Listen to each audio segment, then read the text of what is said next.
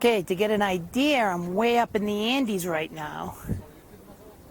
And this is essentially Bogota.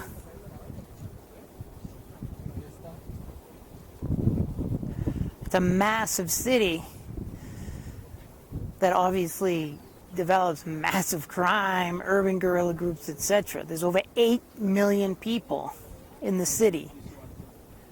It's a large city, but yet they're still, I would say, a bit crammed together.